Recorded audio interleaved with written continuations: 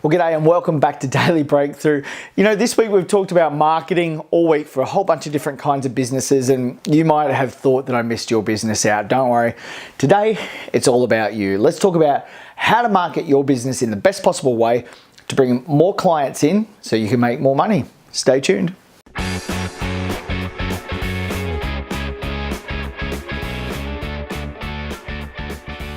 Well, hi, it's Grant here and welcome back to Daily Breakthrough. And all week we've been talking about different kinds of businesses. We started on Monday, we talked about hair and beauty salons, and then we talked about coaching and different kinds of businesses and some sporting businesses. And, you know, we've been through pretty much the whole ball of wax, retail businesses and all sorts. But you might have felt a little bit left out. And today I just want to help you to bring more people into your business and more people into your world, because marketing is quite a simple objective. A lot of people get really confused about what marketing is, and they, you know, I don't know if you've ever been like this, but people kind of compare themselves to other people when they're marketing. And whilst that's understandable, it's not really fair on you or fair on them, because you're very different, they're very different. So it's time that we started to focus on you and what matters for you, and how we can bring more people into your businesses, and what marketing really is for you. Well, marketing is quite simply telling the story of your business to everyone else outside of your business. All we need to do is take a story, make it really clear, and put it in front of a group of people who either don't know you yet, haven't got to know you yet, or haven't used you yet. And that's all we need to do. And in this day and age, it's so easy to get that done. All we really need to do is focus on a clear, consistent message to take out to your marketplace that isn't reactive and certainly isn't confusing. What that message should do is a few simple things. First of all, if you know who you're helping and you know who will be buying from you, look at what you have to offer and imagine what it's like for them to have your offer and your product or your service in their life right now. How would they use it? And what would happen after they used it for them? That's called a secondary gain. So what will happen for them after they've purchased from you or used your thing? Okay? So think about their life, not your life, just their life. What would their life be like? How would their life be more rich? How will their life be better off once they've used or experienced you? All right, so that's the first thing. Once you've written that down, by the way, you can pause this video and go write it down if you want, come back to it later. Jot down what that's like in words. And what I want you to think about is, how do they think? How do they speak? What's their language? And why you want to do that is to avoid your in-house jargon and your in-house vernaculars. Really early in my life, at about the age of 14, I learned this when I was in the Air Training Corps. If you were in the Air Training Corps, let me know what flight you were in the comments below. I was in 6th Flight, Frankston, and we had these dine-in nights, they were called. And our CEO at the time, I think that's right, CEO, CFO, Cadet Under Officer, CUO, Cadet Under Officer. He told us at the time, avoid in-jokes at the dinner table so you include everybody in the conversation. And you know what? That was a great marketing tool. So thank you very much, Chris Hulley, Cadet Under Officer Chris Hulley, who is now, I think, flying helicopters for the police force in Victoria. But Chris, if you're there, g'day. Anyway, Chris said, avoid in-jokes. And you want to do that in your marketing message as well. But avoid in-house conversation. Always make sure that the conversation is written in the language of the person who's going to be reading it. Cool? So there's two things. First thing, think about what your potential customer's life will be like after they've used you or your product or your service or your offering. And secondly, write that down in their language, not your language. Because one of the problems I see with your marketing and marketing of businesses that's like yours is that you're focused very much on using your language, and that will confuse your marketplace. Most people don't understand what you talk about on a daily basis, let alone the jargon that goes along with it. So really do a great job of avoiding that. People are oftentimes very confused by that, and it will keep them away from the yes.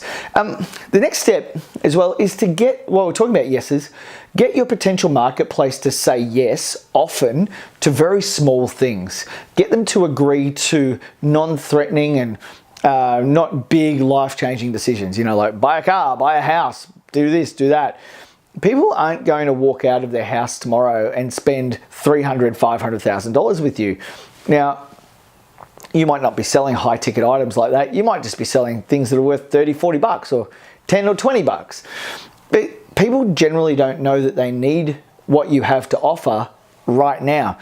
So you get them to the gentle yes. And the yes that will be gentle is getting them to agree that there's something missing in their life. So again, this is about you getting to understand your ideal customer. And the way you do that, quite simply, is just talk to your customers.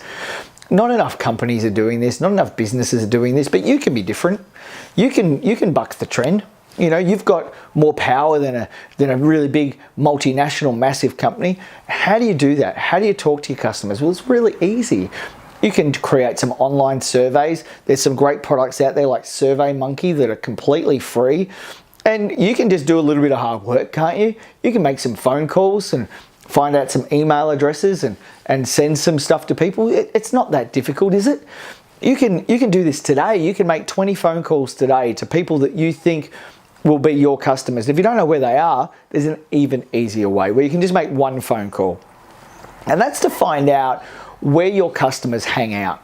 And in a bigger business setting, this is called a joint venture operation. And this is where you go to a place where your customers are already customers, but you represent something or someone or a product that's non-threatening to that existing business. Here's an example. Say you're an exercise physiologist. It's funny, I just got off the phone with an exercise physiologist, which is why I bring that up. Who would be your phone call to make? Well, it would probably be to your local gym. Not J-I-M, G-Y-M, your local gym. Not like Jim's Mowing, but the one where people lift heavy things. You got it. And you give them a call and you ask them if they already work with an exercise physiologist, and if they don't, that's fine. And you ask if you can use their gymnasium to perhaps put on a 5 or 10 minute talk one Wednesday evening at about 7 o'clock for free. And what do you do when you get there? Well, if you're an exercise physiologist, you'll have your flip chart or whatever talk it is that you want to do with your 12 dot points, and it goes for about 30 minutes. And you'll also have a sheet, and on that sheet will be the opportunity to win maybe a free consultation, or maybe you've written an ebook which is about 6 pages long, and there's other YouTube videos here where I teach you how to write an ebook. And maybe you've created something to give to these people where in exchange for that you can get their names and phone numbers, or the names and phone numbers and email addresses. And quite simply then, it's just a matter of you following up, and like that you can have a business running quite successfully, quite literally, overnight. And it doesn't take, like in the old days where it took 5 to 10 years to build and grow a business. These days you can do it in about 5 to 10 weeks. But you have to be strategic, and you have to be prepared to tell the story. You've got to be prepared to put yourself out there, and you have to be prepared to make the phone calls or do the hard work, because nothing comes easily and nothing will land on your lap.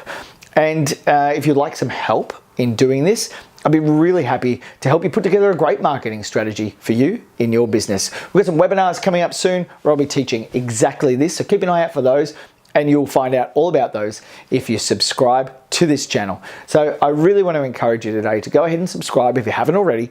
There's a little bell icon as well. Click that, turn on your alerts, and I look forward to seeing you again next week on these daily breakthrough videos. Let me know what you've liked. Share these videos, comment, subscribe, do all that really cool stuff, and I look forward to catching up with you again next week. All the best. Have a great weekend. I'm Grant. We'll talk soon.